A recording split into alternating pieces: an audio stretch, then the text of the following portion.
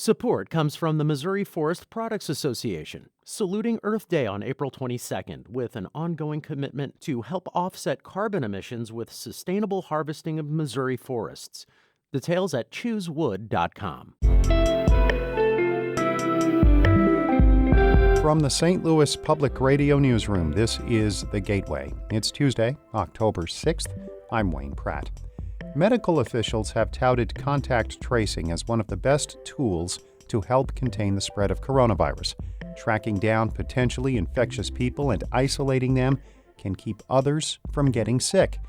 But the effort is not easy. A lot of people will just straight up hang up or not answer at all. Some people will kind of question my authority on the matter. In just a few minutes, St. Louis Public Radio's Sarah Fenton will report on the difficulties of contact tracing.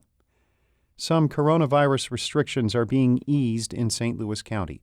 Executive Sam Page says the maximum occupancy for all businesses will be lifted to 50% starting Wednesday evening.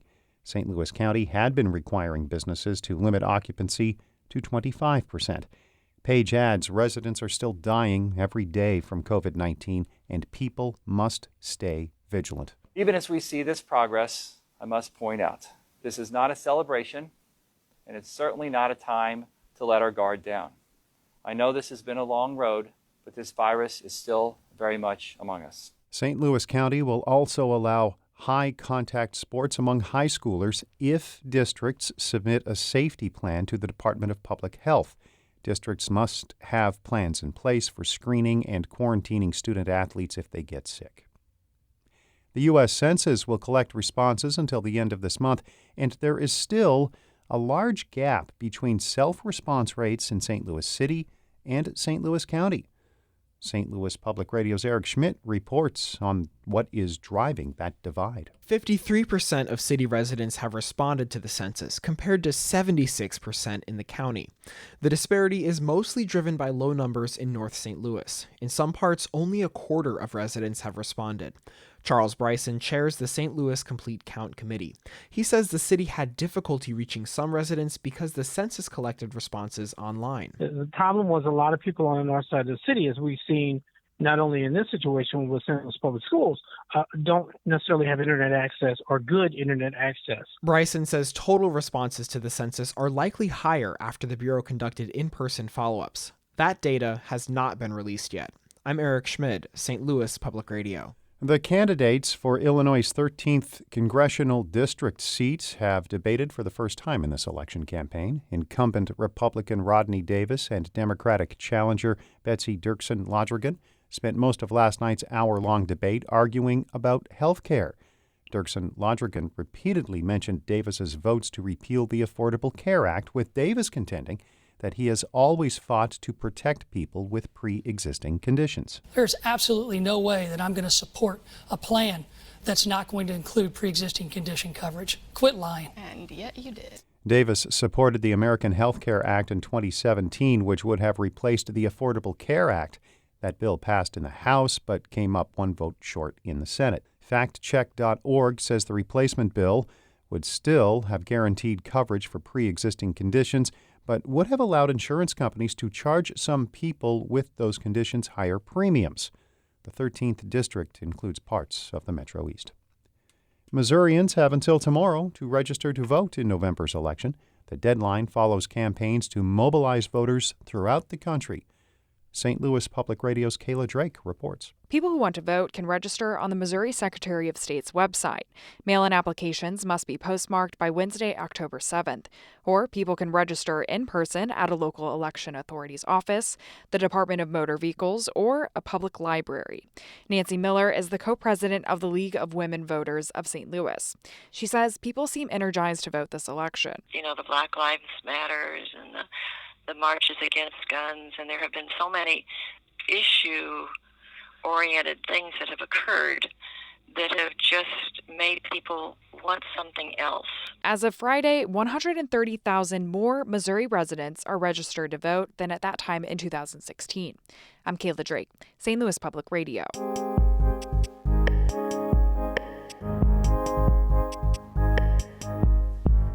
Health officials say contact tracing is one of the keys to controlling the spread of coronavirus. That makes contact tracers essentially disease detectives. They start with a positive case and work backward to identify those who may also have been infected. St. Louis Public Radio's Sarah Fenton reports. Haley Alder received her master's in public health last spring, right as the coronavirus pandemic hit. She knew she wanted to use her skills to help people during the crisis. Before long, she got a job as a contact tracer for the St. Louis County Health Department. Every day, she calls strangers on a government-issued cell phone and asks them where they've been and who they know, all to find out who has the virus and who could be in danger of getting sick. We might be speaking with someone who's upset or frustrated or angry, or we might be speaking with someone who is sad and grieving because they just lost their husband. Health workers say contact tracing is a time-tested technique that gets results, but their efforts are hampered by the public's lack of trust in health officials and widespread rumors the virus is a hoax. It's serious business. You are intervening before there is an opportunity for additional transmission. That's Spring Schmidt, co-director of the St. Louis County Department of Public Health. The county has close to 150 contact tracers. The St. Louis Health Department currently has close to 30 contact tracers. Many positions are temporary or part-time, and turnover is high. On a given day in the county, workers make dozens of calls, and Schmidt says speed is key.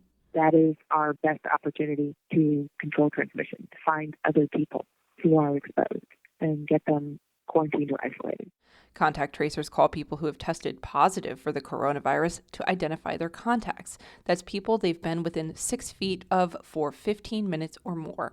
Then they call those people, ask them about their symptoms, and tell them to isolate themselves for 14 days. Schmidt says a 2-week quarantine is a heavy thing to require of someone. We try to establish, to make sure that people understand what it is that we're here to do. We really are here to help. Dr. Mati Fashwayo-Davis is an infectious disease specialist at Washington University. She says some may not trust or appreciate a stranger calling them and telling them what to do. Think of the history with this. Think of the history of this. Think about someone from a government agency who may or may not be of the same, sex, racial, or ethnic background as you, telling you something about your health all of a sudden, someone you don't know or trust. Fashwayo-Davis says contact tracers need to be clear about what they need to know and how that information keeps patients and their loved ones safe. She says health workers need to quickly build a connection with the people they talk to. That's why it's important to ask the people they call what they need, like help getting food or housing or utilities assistance. If officials are asking for a 2-week quarantine, they need to make it easier to stay home. These are folks that don't always have access, don't always have insurance. And so there's so much stacked against them. And so when they do find themselves positive, there is that fear of shame. Haley Alder, the contact tracer, says she tries hard to make it clear she isn't punishing people or shaming them for getting sick. But some just don't want to cooperate. A lot of people will just straight up hang up or not answer at all. Some people will kind of question my authority on the matter or, tell me that it's all a hoax. She says ultimately there's only so much she can do. If a person refuses to talk to her or stay home, she gives them the best advice she can. We don't condone you going out in public, but if you do, please wear your mask, wash your hands, stay 6 feet away from people, that kind of thing. After all, she has dozens more people to call once she hangs up. I'm Sarah Fenton, St. Louis Public Radio.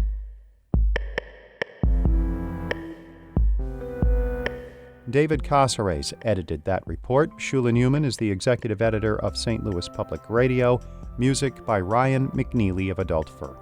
I'm Wayne Pratt. From the St. Louis Public Radio Newsroom, this has been The Gateway.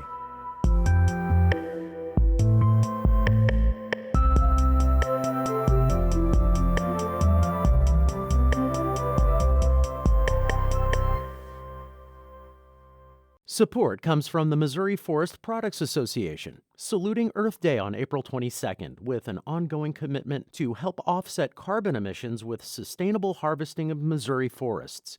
Details at choosewood.com.